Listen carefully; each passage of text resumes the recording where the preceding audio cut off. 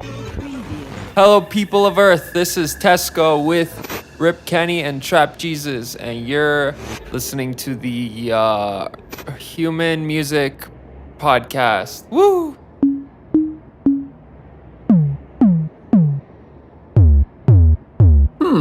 Human Music Podcast. I like it. I read a really interesting article, which I thought was applicable to music, and I'm sure you guys have felt both ends of the spectrum before. But it was an article post by Mark Manson, the author of The Subtle Art of Not Giving a Fuck. And the article was called The Feedback Loop from Hell.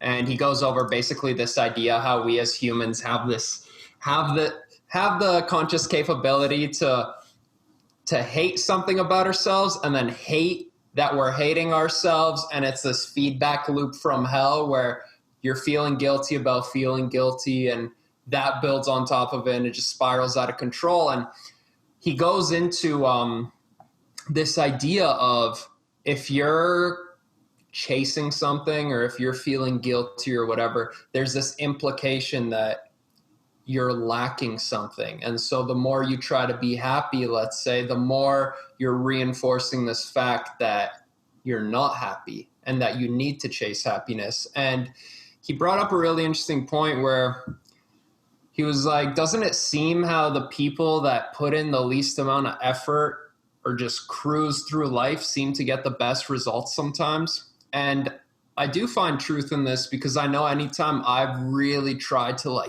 wedge in an idea forcefully and get it to conform to reality, it doesn't turn out that way. But when you sit down and just write a song and you come in with that mindset of anything goes, or if you guys have ever done ghost producing for people, it's like as soon as you're not attached to your song and you don't give a fuck, it turns out amazing. Yeah. What up with that? Attachment's a beast, man. And you brought up the word trying a bunch, and that's a word I've really worked to get out of my vocabulary, along with a lot of other words too that I found were unhelpful. And trying, when I realized that when I put it in the past tense, I tried to do that, I will try to do that. You put it in the past tense, I tried to do that, means that shit did not get done. Mm-hmm. So if I'm going to try to do something, I don't try to make music. I sit down to make music. It might be good. It might be bad, but trying actually has nothing to do with it. That's a very good point, actually, because you're almost setting the standard that it might not get done and probably won't get done. You'll try to do it, but it's leaving the door open for not actually doing something. I'll try to make it to your birthday party. Yeah, dude, that's actually so true. Anytime, and I'm guilty of this too. Someone asks me to do something, be like, oh yeah, I'll try to get to that for sure. No, I'll definitely try to get to that. It's it's probably 30% chance I get to that. Yeah. There's a 30% chance that I will try to do it. Right. You look at your to-do list and you're like, nope, tried. Yeah. Yeah. I tried to give a fuck and then I just didn't. I do definitely agree with you though on the when it's not your music, it's so mixing a record for someone else is the easiest math and engineering problem for someone that has experience with those tools ever. You're like, yep, need to do this, that's good, need to do this, that's good, need to do this, that's good, reference this, great, okay, this sounds good, yep, we're done. Never done that with my own music ever, not even close, dude. I'm like, no, this little thing is not quite there, and I gotta tweak it endlessly. Totally, and it drastically affects the quality of the final product. Mm-hmm. And I feel like a lot of people are struggling through this, where they think more effort equals better result, and it's not like that. The saying that songs don't get finished, they get abandoned, really rings true. So louder every year the more you produce. Mm-hmm. Yeah, and especially the more you get better at producing, the more you realize how much better you can still get at producing. You take one step and realize there's 10 more steps per step you take. There's a really well-known and renowned mixing engineer out of Atlanta. His name's Amon Jackson. Shout outs to AJ on the buttons. And he told me this thing when I was taking a class from him in his studio. He said, every 3 months, even after 25 years, I get better. I can get noticeably better reliably every 3 months. I can listen to a 3-month-old mix and be like, yeah, I could have done that a little better now that I know. And it took this huge weight off my shoulders. And being able to pass that on to the producers I'm talking to and my students has been really helpful to so many people, because like there isn't some magical point 2 months away that you're not getting to consistently, or you're just going to be a good mixing engineer now. It is a never-ending rabbit hole that you will always be falling down. Enjoy the fall, because even if you speed up your ability to learn and apply these new techniques, the technology is going to change. Some of that's going to become irrelevant, and something even better than what you just learned is going to come out next week. So don't worry about knowing it all. Figure out what you can learn and apply and retain, and be prepared to do that until you die. Yeah. Totally. Yay! 100%. I mean, like, that's a concept that I relate to as well. Like, there's a lot of big name artists that will tell you, like, I thought when I got to this level that I would be like, fuck yeah, I made it. I'm there. I'm so happy with myself. That day never comes. That day never comes. You always are like, yep, I did that. What's bigger? What's bigger? I gotta get the next thing. And we all fall victim to that with our own music. Like, you release that song that you were so proud of, and then like a month later, you're like, you don't feel good about that song still at all. You're just like, yeah, whatever, that happened. All right, how can I make the next hit? Mm-hmm. And like, if you never actually stop to appreciate the amount of work that you put in to get to where you are, and appreciate the work that you are doing, like you're gonna burn out, because you're never actually gonna feel the what's the word that I'm looking for? You're never gonna feel that, like, satisfaction. Yeah, kind of satisfaction, but it's like the accomplishment of the intrinsic motivation. It has to happen like within you first. You can't look for external factors to validate the work that you've put in, because that's a never-ending cycle of, I need a higher external factor, right? You get to 10,000 followers on Instagram. You're like, oh wait, there's people that have 10 billion followers or whatever the fuck. You're like, I'm still not there. Like, you have to realize that, like you said, always a work in progress. And you still have to be very happy with the extraordinarily large amount of work that you've put in to get to where you are, in order to like be happy continuing to do that. Otherwise it's like empty, it's hollow. Yeah, man. Like, Totally. you talk about getting there, but there is no there. There literally is no there. You're always right here. It's always right now. And you can always just work to improve on where you were yesterday.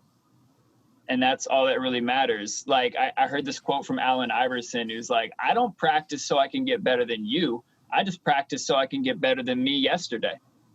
That's the way to be. There's just way too many factors. I mean, sure, maybe up to your 20s, the factors are a bit more limited and you can compare yourself with people, and it's a bit more of a level playing field. Not really, but kind of. But by the time you get like, I mean, even now where I am in life at 20, coming up on 24, and I'm sure you guys especially can relate, boomers, no. There's just so many unique circumstances that happen to you that it's just like, you can't play this comparison game with other people anymore. And it's like, you realize you only are in competition with yourself. And I think too, that can be a pretty deep rabbit hole to get down. Like, Evan, when you were talking about releasing, I think a big part of it is because from our perspective, well, first off, the audience, they just see this beautiful sculpture, but you're looking at it from the back and you see all the scaffolding and the duct tape and all the like Play-Doh keeping it together and all that crap. And it's just like, man, this is so horrendous, but nobody's seeing it. They're seeing just the fresh view for the first time. And it's really hard to stay neutral to that when you've heard it a million times in a way worse state. Yeah. Yeah. Man, you talked about comparison a lot. I've heard the quote, comparison is the thief of joy. And amen to that shit. For sure. Where was this conversation like 6 hours ago when I was feeling like against the world, like I was never going to fucking get it? Waiting for you to intrinsically cheer yourself up and then have a fun combo with your buddies. Yeah, that's really the gist of it. Fun combos with your buddies will definitely fix your your Inabilities. very, very non-consequential thoughts about your own insufficiencies. Time is just an illusion. You had that thought because you knew we were going to talk about it later. Yeah, you're right. I'm psychic for sure. The Lord works in mysterious ways. I should know. Hit up that link down below to get your psychic consultation from Evan. Yeah. Amen. I read bike tires. Serum presets. I read sweaty helmets. Yeah, mostly. I got a psychic shop set up here in Bend. Bring by your used spots. I was about to go so deep on that, and I was like, I can't even go there. That's okay. Ends. We're already in a lot of rabbit holes at once. You know, if any of them just happen to have a bottom, cool. Right. Hey, you know, the part about rock bottom is people think it's a bad place to be. It's like, nah, you finally stopped falling. Congratulations. Now you have a place to stand and you know which way's up. There's always a deeper bottom, I feel. I think rock bottom can be relative. Yeah, that's like wise. Shit can always get worse. So when you feel like you've hit rock bottom, it's actually like a time to be grateful, because I think that's when so from what I understand it and from lectures I've listened to, it's like it is painful for us, and we have dopamine preservation systems to attach to these beliefs that we hold because it's how we navigate the world.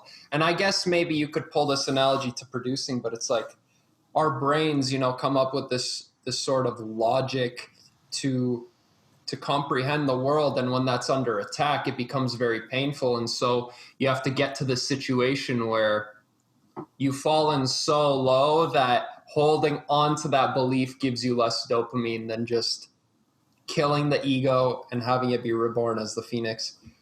There's also a really good quote in Fight Club that I heard this week that I've really been liking, especially because I'm always on like a self-improvement kick and always looking for the next thing and always in competition with yourself, right? But there's a quote in Fight Club where it's like, self-improvement isn't the answer, it's self-destruction. And I like that. He says self-improvement is masturbation. Oh, word. Shouts to Brad Pitt. Shout outs Tyler Durden. But no, the quote is real, because I think we talked about this in an episode or two ago where it's like the ego never dies. It's reborn like the phoenix.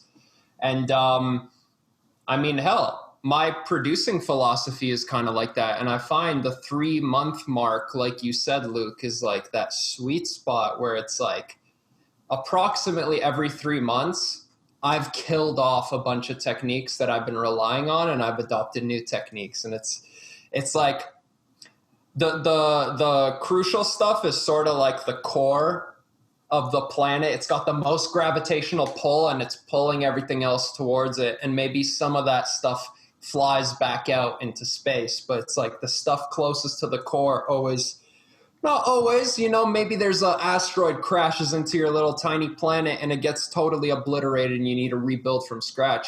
I've been through phases like that where I've adopted like horrible habits and had to undo stuff. But yeah, I feel like generally that 3-month mark, it's like I'm not the same person, or I'm not doing the same stuff producing wise. Yeah, I'm not even the same person I was 3 months ago, realistically. True. On a related note to that topic, do you guys ever find it funny that like as you get better at producing, the split of like, it used to be like 10% of my songwriting process was coming up with an idea, and then 90% was trying to force things that I thought would work onto that idea and like make that idea that was probably just okay or good into something that's amazing. And now 90% of my time is actually just trying to get an idea that's great. And then once I actually do get that great idea, it only takes 10% to get it to like what I would call a final product.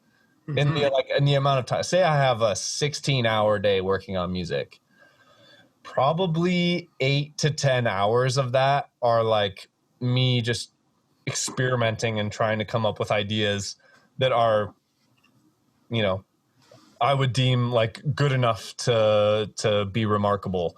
And then like actually getting those ideas to the finish line takes less and less time as you get better. But then you just spend more and more time trying to come up with an idea that impresses yourself, since like all the other stuff you've done before is like not that impressive anymore. I think that's healthy. You know?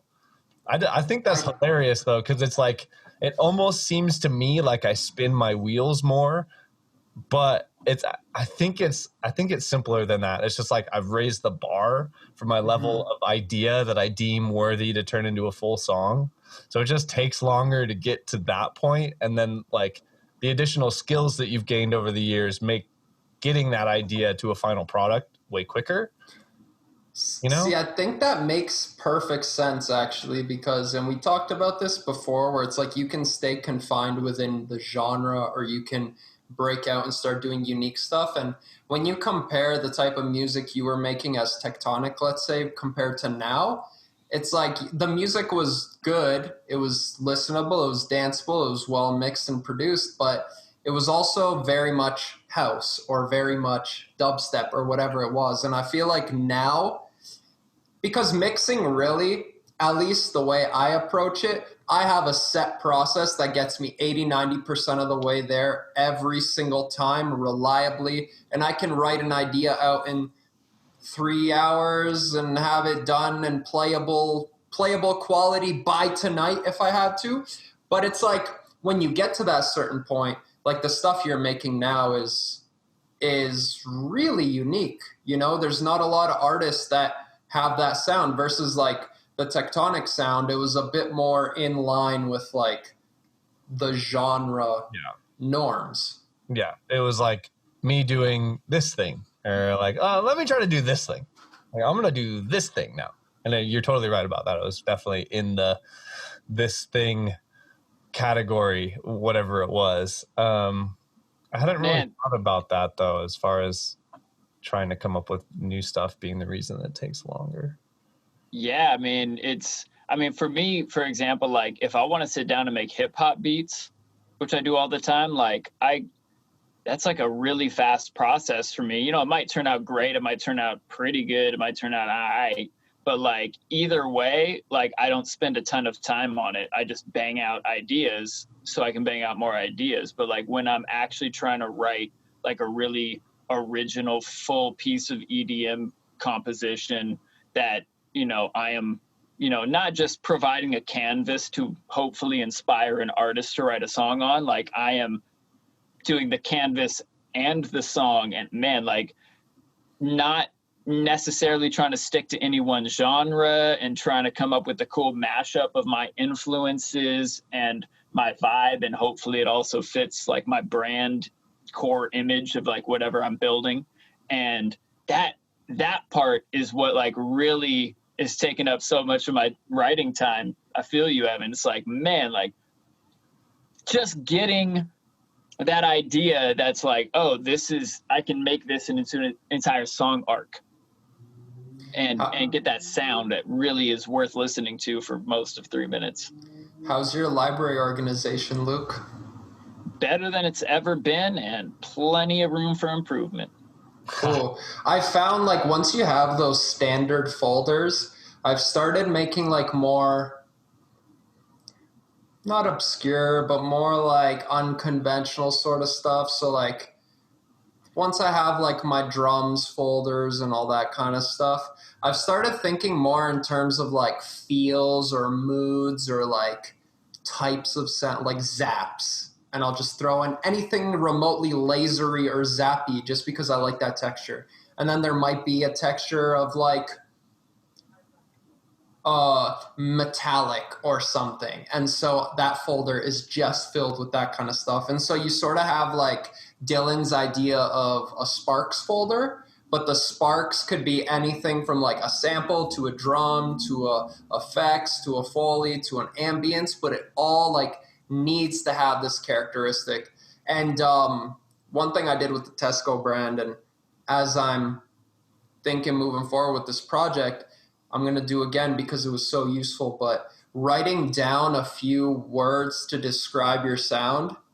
You could describe it by genre if you want. And that's a perfectly good folder to have if you're like, my sound is very core influenced by house, let's say. It's worth having a house folder. But if you're like, man, I want my shit to sound like an acid trip, I would make a folder called Acid Trip and throw in like any effects racks or samples or anything that remotely remind you of an acid trip, and start thinking in more like abstract creative terms.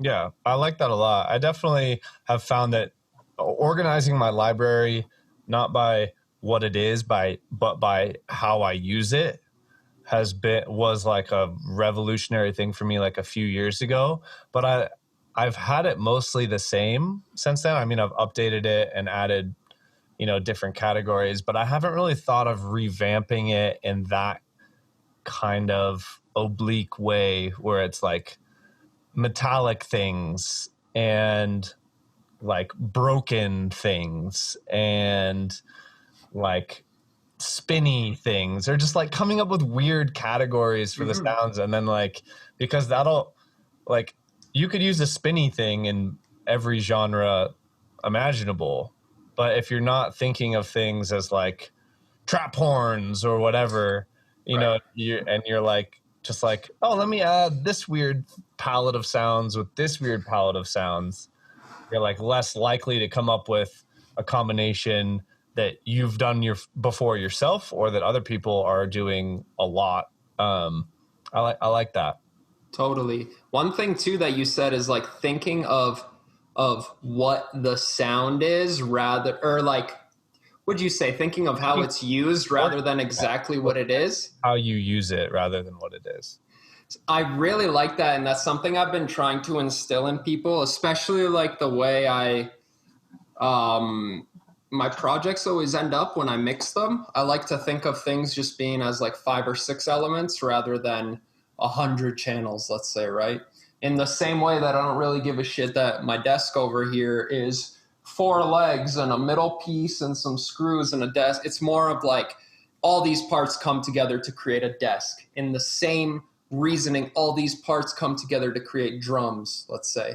And so on the surface level, it might look like my projects are like just drums group, subgroup, synths group, vocal group, effects group, whatever. Those are like generally the main 5. But one thing I've noticed with ninjas, and I try and really like instill in them to break out of this sort of mindset of like a sound is just exactly what it is like, so yeah, my groups on surface level might just say drums, but it's like, okay, what is the overall mission of all of these elements coming together? Like, what are they trying to contribute to collectively to achieve? Well, they're trying to be the rhythmic guide of your song. So what does that mean?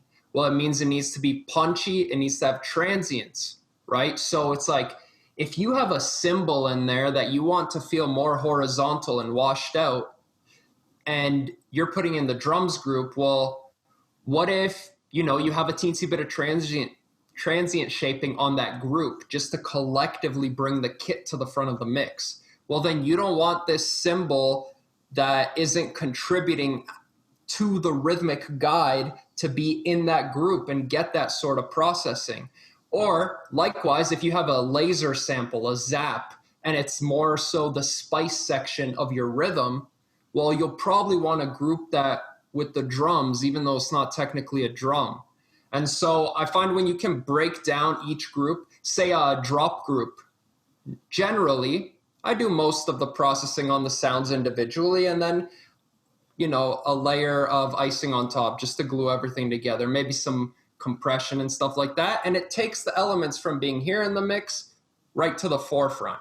So, if you have your drop basses cut out for a moment and they checkerboard with a vocal chop, or they checkerboard with some random sound, it makes so much more sense to be like, okay, no, these are creating some sort of vertical checkerboard that is serving as the main, I can't even say melodic nowadays per se, but let's say the main like vertical movement, right? And it's like, if the vocal chop is part of that, well, throw it into the drop group. Same with any other random elements. It depends so much more on what they're serving overall to the track. Yeah, I think that's a really important point that a lot of people overlook, is that if you have sounds that play next to each other, they need to have similar texture, frequency response. Like if you have a really thin bass and then all of a sudden there's this big full one, and it's like, well, these are different sounds and different groups, and organizationally, like, it makes more sense to have these. Like, dude, it doesn't sound right. Totally. Like everything that is next to each other has to be similar enough that it's not jarring. And I love that you brought that up, because it is one of those rules that people hear and they're like, all my vocals go my vocal group and all these things go here. And it's like, before you're thinking about the final product and what is best for the final product, and you're more thinking about what are the rules and how do I not break them to make a good thing that people are going to think is good, like that kind of mindset basically removes you from thinking about the simple solution, which is, no, just put all the stuff that plays next to each other in the same group. Like, I frequently will have like a distorted vocal or something that ends up in the bass group because it makes more sense to have it there. Again, it goes back to knowing the rules and know why to break them. Yeah, for sure, man. And like, I love Tesko's point about what is this for? Like, what, not just what is it called? Technically, this is a vocal chop, but does it make more sense to have it in the bass group? Is it just a ooh that really is just like a little grunt that's part of your drum spice? Like, where does this really belong, and where in your group processing is it best served? And that's one thing I really love about using that. You have to have this mind state, but then once you can put that into something like the Skrillex mixing bus template, shouts out to Skrillex for opening that Mumbai Power session for the internet, and Ahi for breaking it down, and then ill.Gates for actually making that for us. Totally. Yeah, that's one of my favorite weekly downloads, and it really, really revolutionized my mixing process. But being able to have each group I was already grouping things and I was already like halfway there on my own, but it was not coming together like that. But then being able to be like, oh, this needs to be in this group, and then it's all getting this set of effects and all has a limiter on it, so I can really control like the punch and the dynamics and the noise ceiling of this entire group of percussion sounds, or this entire group of basses, or this entire group of vocals at once. That's so powerful to be able to have that control. And then instead of at the beginning of your mix, yes, you're bringing things in one by one, and there might be 100 things. But at the end of your mix, like Tesko said, there's 6 faders. Well, let me turn down all of the drums just a little bit and turn up all of the basses just a little bit. And then now I don't have to deal with, man, I hope I'm turning them up all the exact same amount of decibels on this little fader. Or like typing in the number, trying to get all precise about it. Just like, no, just move the group fader and then you're there. Disclaimer, you must get the fundamentals right first. You cannot compress out any errors in volume or anything like that. That needs to be fundamentally addressed. And I find too, when you're thinking of it in that sort of group manner, as far as like what are the groups contributing to the song and not so much the elements, you can And I find the concept of hierarchies super important. Ever since Dylan mentioned in that leveling weekly download, this idea of mix hierarchy. It was probably like a 10-second point in that hour-long video, but I found hierarchies to be such a useful way for explaining these concepts to people. And one thing I find holds true is like if you have a drum hierarchy and if you have a synths hierarchy, and for example, that might look like, my kick and snare and maybe tom fills are like at the absolute forefront of this hierarchy, and then the secondary elements are maybe the hats, and the more like back in the hierarchy would be like the little like percussion hits and textures and blah blah blah. Now if you go to your synths group and you say, okay, lead main layer is number one in the hierarchy, and then chords main layer is number one, and then maybe it's lead layer 2 and 3, and then chords layer 2, and then whatever. Generally, if you can structure your hierarchies well within the groups in the way that you're leveling these sounds, you should be able to bring just the groups in with each other when you're doing your final mix, and there should be minimal tweaking inside of the groups. Yeah, totally. I love that you mentioned the Skrillex like template, by the way, because that's a perfect example of something that, like, if you know what's going on, you can maximize the result very, very easily. And if you don't, you're just going to make an over limited sausage piece of shit. By the way, if any of you guys are unfamiliar with that template or what we're talking about, we'll throw a link in the show notes to that, and probably the weekly download too, because I'm sure you guys want to know about that. But shouts to the weekly download. That's been one of the biggest resources in my learning career. For real.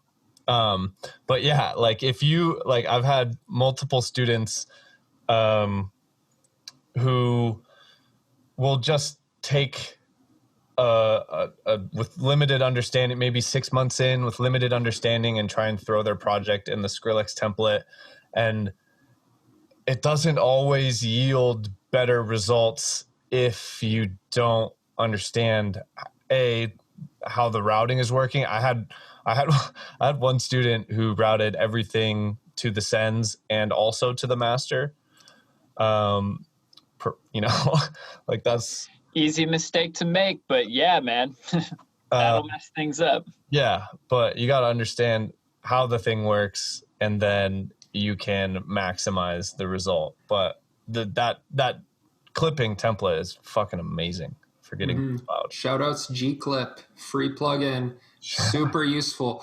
And I love too that it's an all-in-one, and you have the visual of the input, the visual of the output. You can perfectly see like where the average signal volume is, where the extremities are, and just clip those off. It's so good. Yo, Nicola, when are we going to get the T-clip, dog? I know you're working on that clipper. Oh, the distortion. Yeah, I want that T-clip, dog. It's going to happen soon. I've been caught up with all the other accountability stuff, or not doing the accountability stuff, I suppose. It's been a busy while, but definitely soon, man. I wanna overuse and abuse a T-clip without understanding how it works on all my projects. And shouts to Sausage Fattener. Yeah. Episode 1 throwback. If you haven't heard that one, go back in the archives, y'all. Throwback. Man, that all this kind of is bringing up this concept for me of like having a top-down understanding of why you're making the moves in your song. Like, it's so easy to look at all of the faders and all of the buttons and all of the VSTs and all of the tracks and be like, there is so much going on here. But if you keep that overarching mentality of what is the song actually trying to show a listener? Well, okay, I want them to be able to dance to it. So like you mentioned, that drum group being cohesive and punchy is going to be really important, and having the right amount of dynamics in it so that your kick and your snare are really letting you know where to move your feet, and then your hi-hats are kind of like letting you know how you can play with your hands. And then, okay, this is the actual most important instrument in this section. And my main goal is make that first in the volume, make that first in the sitting on top of the frequency spectrum, and do not and mix that first priorities here, mix that first, make sure it sounds lit. And then your job is to, as you go down the list of less and less important elements, don't let any of the less important elements step on those earlier, more important elements while you're mixing. That happens so much in, my old mixes all the time, for sure. And so many of my students, it's like, oh yeah, okay, you started with those, and then you just started throwing stuff on. You're like, oh, I can't hear that. Let me turn it up. Now I can't hear this. Let me turn this up. And then all of a sudden it's like, yeah, but those first 4 things you mixed were way more important. Now the kick, the snare, the sub, and the lead line are buried behind FX risers and shit. Totally. Nobody ever needed to write a song about an FX riser. It's a background element for a reason. Well, and to me, it sort of signifies like this. I know they're not consciously thinking of it in this way, but to me, it's like the way I see it is like you're an audio shaman leading people, grabbing them by the hand and guiding them through this auditory trip, let's call it. And if they hear too many voices, they're going to freak the fuck out. So you need to make sure the message is loud and clear. Now, the thing is, when you're introducing this riser and it's 15 dB louder than it needs to be, that's like somebody enjoying their time and then something just jumps out of the bush and it's like, booga booga, I'm a riser and I'm here and you need to know I'm here. And it's like this very like, it just comes across as if the producer felt like that riser was the absolute most important thing and it needed to steal the spotlight from everything. And a good analogy I like to use with my students is like... Wait, better than the Ooga Wooga analogy? Are you kidding me? A close second. I already want that on a t-shirt. I am Ooga Wooga, I'm a riser. ready for this shit. Let's hear. I view the main elements sort of like the main characters in a movie, right? And the arrangement of your structure is the plot line of the story. And now it's like, imagine the movie 300. If all 300 people in that army were a main character, that movie would still be going on to this day. It is way too chaotic. There needs to be 2 main characters and 298 secondary characters, or just totally background characters that appear for like a split second in one scene, one time, to give context to the main characters. Or another analogy you could think of is like those breakdancer groups. There might be like 30 Jabberwockies, but they're all 30 of them aren't trying to steal the spotlight at once. One might come out, or maybe 2 might come out and be in the spotlight, and all the other people in the back are just doing like simplified versions of whatever the people in the front are doing, just to set context to the spotlight. Yes, and that is the perfect, those two together are really powerful visuals to remind us that the way people actually listen to music is not like we might as the producer paying attention to all 100 sounds in the song. They are listening to one thing at a time, and there's a lot of extras in the background that just make this look like a real place. Yeah. There's like, okay, this is actually a thing. There's enough happening. There's ambiance. There's little tiny spicy percussions. But really, I'm listening to that crazy lead bass line. Or really, I'm listening to the rapper or the singer. And then everything else is providing context. Like, what's behind the Mona Lisa? I had to Google it the other day because I was curious. Like, wait, what is behind? Is she indoors? There's like trees in like a field, right? There's like a field kind of on the right, some trees and some like mountains and a river, some trees. Yeah, it's a landscape behind her. But I didn't know if she was indoors or outdoors for real. I know her smile. Do I get a C? I mean, yeah, you're pretty close, man. Yeah, I'd say that's C level material. I didn't do that good. I was like, I'm a guess before I click search on Google, and I thought she was indoors. I thought it was like going to be a wall with some, medieval whatever on it. But nope, turns out, I guess Renaissance, but hey, Renaissance man, Leonardo, what's up? But shout out. It doesn't matter. We were all looking at her smile. That's true. She could have been indoors. It would have been just as dope of a painting. He just picked outdoors because that's what he picked. Mm-hmm. It doesn't matter. We were looking at Mona Lisa well, everything behind her made it just not her on a white background being like, why? Wait, why is this girl in like a white void? Like this is some sort of weird commercial. Yeah. Stuck in purgatory. I remember the first time that I realized this concept works when I accidentally made my chords like minus 30. And then I had like 4 like lead melody type layers playing that were like, I had this big lead melody, and then like in my amateur state, I would have been like, yep, the chords need to be just as loud. And I accidentally had the chords at minus 30. And then all of a sudden I was like, holy shit, why does this sound so good? I can the lead is so clear and I get the emotion from the chords, but wait, I can barely hear the chords. What? I need to turn those up. And I turned the chords way up, like to minus 10 or whatever. And I'm like, wait, that actually made it worse. Wait, the chords don't need to be that loud? They can be kind of in the background and it makes it better. Mind blown. Side note, your second analogy was better than the Ooga Wooga, and hats off to you, golf clap. Also, it had the word Jabberwocky, which is definitely about as cool as Ooga Wooga. You know, it's up there. I feel like I still might want Booga Wooga on a t-shirt. Yeah, so. I definitely do. Another just point I want to add to that is like, if you see a Jabberwocky's routine, it's not just that 1 or 2 of them are the mains throughout the whole thing, right? It's like when you see these breakdancer crews, and you can think of this as like, as they're dancing section to section in the song, think of your main elements in your DAW, right? It's like maybe for the drop or maybe for the hook, these 3 are like the elements, but it's like, well, let's say it's a drop. Well, in the verse, do you need drop basses up in the front competing with the vocals? No. So the same way please don't.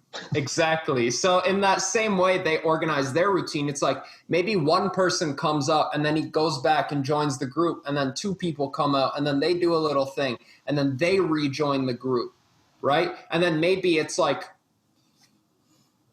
whatever. It's like they do their own little thing for a bit, and then another person or 2 come out to the spotlight. And it's not always fixated on one person, but even as it's changing, there is still very direct focus on you know, the main part of that routine. Yeah. You are giving us such a good visual metaphor of what checkerboarding actually is.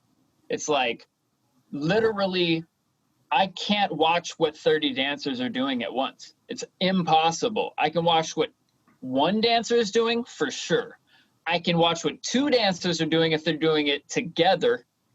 I'm still going to miss parts. 3 dancers were pushing it. Past that, I am mostly just ignoring the rest of those people all doing the same move in the background. Yeah. 100%. And it just looks cooler because they're back there. Right. Because when I look through those people, it's not just an empty stage full of nothing. But if it was your 10th time seeing the routine, and likewise 10th time listening to the song, now you know what the main part is, and now you're sort of digging in the background. You know, and you might pick up on some new stuff. Yeah. And Dylan also had a quote that he gave me back in the day when we were working with him one-on-one, where he said, if everything is loud, nothing can be loud. It's the differences in volume that make the loud things seem loud. And I've extended that one step further. And if you replace loud with stereo width or reverb or whatever, you also need to keep in mind there needs to be a stereo width hierarchy. There needs to be a reverb hierarchy. There needs to be order, and some things need to have more of some stuff and some things need to have less of some stuff. And if you can ensure that, you can make sure that your track is actually evolving and breathing over the course of a section. The same way we start off as children, mature, and then sort of regress in our older age. It's like intro, hook, outro. It needs to be starting off smaller than the most climactic section, and it needs to die off relative to the most climactic section. Yeah, definitely. I think that A random side note that I was thinking of in regards to your oogity woogity with the risers. That one really like hit It really home, eh? resonated with me. Love it. I like gibberish. What can I Yep. say? You also need to EQ your risers. Most people just throw a riser in and assume like that it's doing its job. That's me. Like, nah, dog. In the Jabberwockies reference, like that riser who's in the background, he ain't waving his hands all over the place. He's doing very muted movements. EQ out the pain zone out of that distorted riser. So your lead that you think is actually causing a harshness issue, no, it's those 6 risers that you stacked on top of each other and left untamed. I partly agree. I think a lot of that can be remedied by very careful leveling. And more often than not, I find the 2 main problems I see with people's effects sections, and they're related, is this is such a small nerdy point, but it makes a huge difference, and people are usually like, are you really fixating on that? And I'm like, yes, I'm fixating on that because it's important. And what I'm talking about is if you unintentionally don't dissipate energy from one of these elements, let's say you have a downlifter and that downlifter trails off into absolute silence, or your reverb decay tail isn't long enough and you get a few milliseconds of silence here or there, that shit sounds really whack and really amateur. And so I found setting up some sort of baseline level of floor noise at say minus 55, minus 50 dB. And then point 2 is like really utilizing that minus 60 to like minus 35, 40 dB range, as well as everything above, is just that area. I mean, I've even done collabs with people where they scoff and they're like, why would you do that? You can't even hear elements that low. And it's like, yeah, maybe, but you can feel it as soon as I take this group off. And when that riser dies out, I sort of think of my effects sections as this like amorphous blob.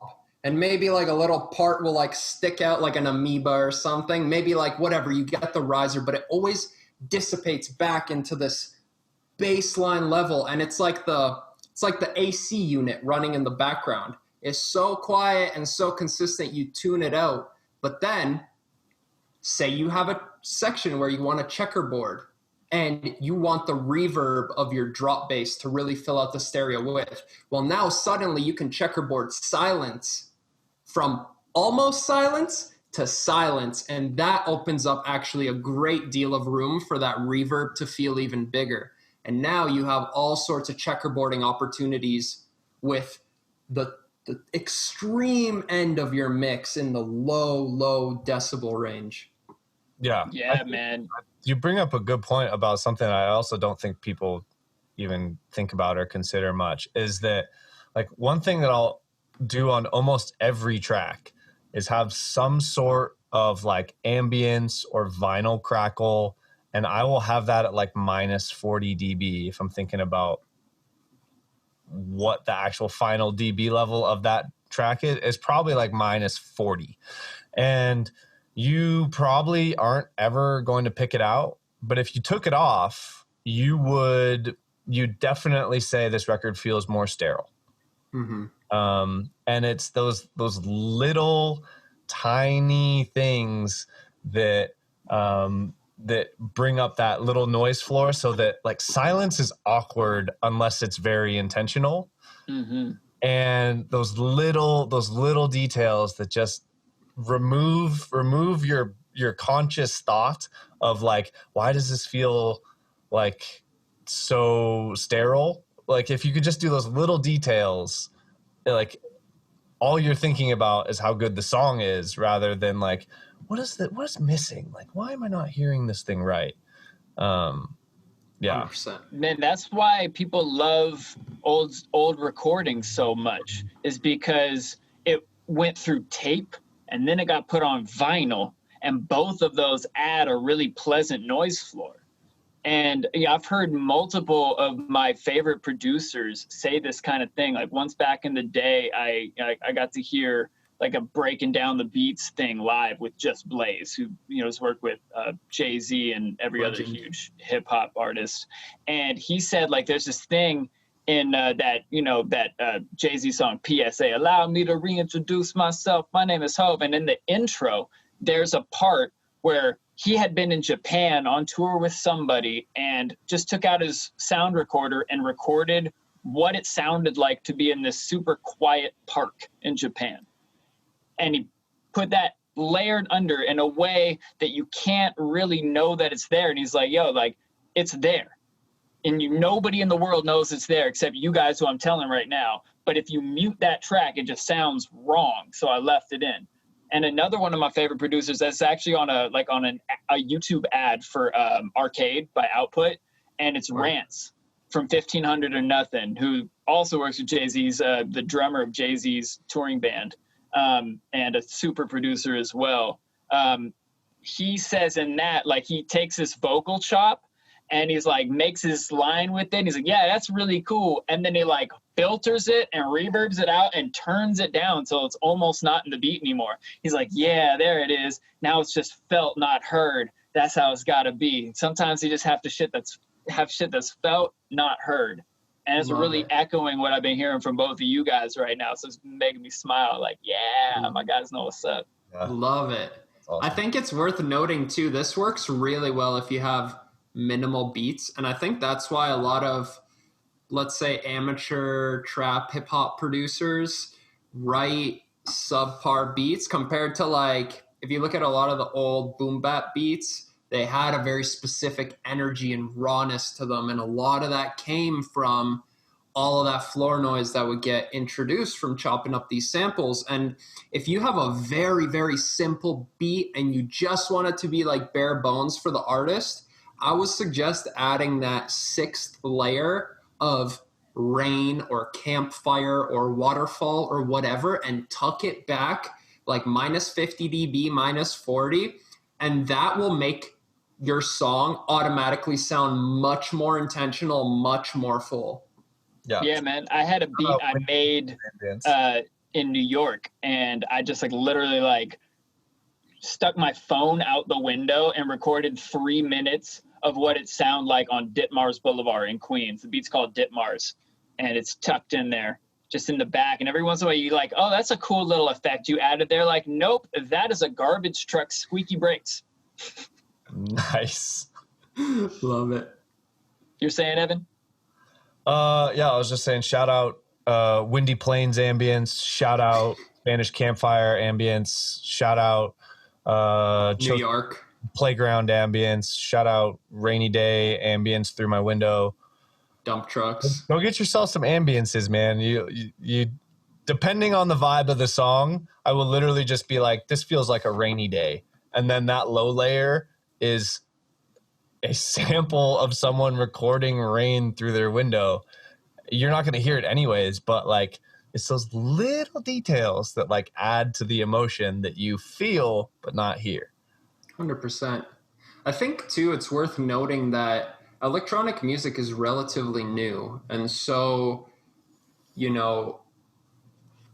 up until this point in time where electronic music was being created, correct me if I'm wrong, but I cannot think of a single genre that wasn't performed in some sort of live setting. And so immediately, as soon as you're actually playing in a physical space, you get this sense of depth. And that's what's lacking, I think, with a lot of people's electronic music compositions is it sounds very two-dimensional, and they don't get that full aspect of depth because they're not thinking about what environment is my song taking place in.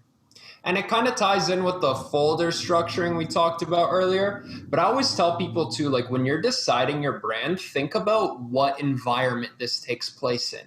It's like, yeah, cool. It's DJ music, festival music, whatever, or it's radio music, whatever. But like, take it further. Does this happen in heaven? Does this happen in the midst of an acid trip? Does this happen?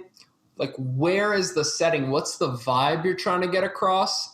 And come up with the place. It could be a fantasy location, it could be a real location, but have a folder that helps you get that point across. And if you can get your stuff in a 3D space, it automatically sounds much more alive because now it sounds like it was performed and it exists in a living environment. Amen. Yeah. I think that's like also just a perfect thing to think about for your brand, right? Like, what moment do you envision this song to be played in? You know, like for a club track, you're like a techno track, like you're envisioning like a dark club in Berlin and like just a strobe. You know, if you're big EDM guy, you're thinking of Coachella and like a bunch of rave kids going crazy. For myself, it's like music that I want to listen to while I'm doing shit outdoors. Like, what song would narrate like me going snowmobiling? Like that, I feel like that is the inspiration for a lot of the stuff that I make. And having that, like, what does this song do, and like why does this song exist, helps guide some of those seemingly less important decisions on like texture and the background sounds and that kind of thing. So just coming up with that framework for yourself can definitely help guide some of those ambiguous decisions that you have to make. As soon as you think of it in that way, like for you, for example, it's like you just stated, I want to make music that you'd listen to outdoors. It's like that automatically gets me thinking about all the possibilities. Like, let me make a riser that's a rev of my motorcycle, or let me layer up my drums with like twigs snapping and leaves, like dry leaves crackling and stuff like that. That is all so fundamental for you getting a unique sound. Sound, I feel like, can be boiled down to texture. Honestly, I know that's a very like broad generalization, but if you had to think of it in one way, obviously there's a lot more factors, the way you produce and certain tendencies and so on. But if you can just get like a textures folder and think of what sort of environment is my song taking place, and then uniquely incorporate those textures, bam, you're 90% of the way there. Yeah, man. And just all this is really reminding me of that sweet mixtape Rip Kenny curated, Get Outdoors mixtape. And how cool that entire thing, like how it came together as a narrative of an actual story that like is a journey, and every part of it's like some kind of crazy outdoor moment, and it all flowed together, and there was so many like cool textures and vibes to that song, or for the whole mixtape, I mean, and for each song in it. Man, look, shouts out to that. And that video that Professor Lightwave did it is so lit too. I'm gonna go back and watch that again. That thing. Yeah. I gotta link it. Forgot about it. Okay, so when I came up with the concept for that, I was like, wait, music plus video plus actually written story? Like, this is dope. I'm gonna do a bunch of these. And then I didn't do a single one after that because it was so much work to come up with and conceptualize start to finish an arc of a story with songs that fit that. And then I like the visual aspect wasn't even in my hands, and it was still like an inordinate amount of work to come up with something that I was happy with. But fuck, now reminiscing on it, man, I want to do that shit again. Yeah, man, I think it'd probably be way easier for you to do over the course of like an EP that's all your music, as opposed to like a 20-song mixtape that's 20 different artists that then you're like, okay, out of all the music I just got handed, what is a story I can glean from this, as opposed to like, I have a story in mind and I have these songs and I can marry them. Yeah, that's a fantastic.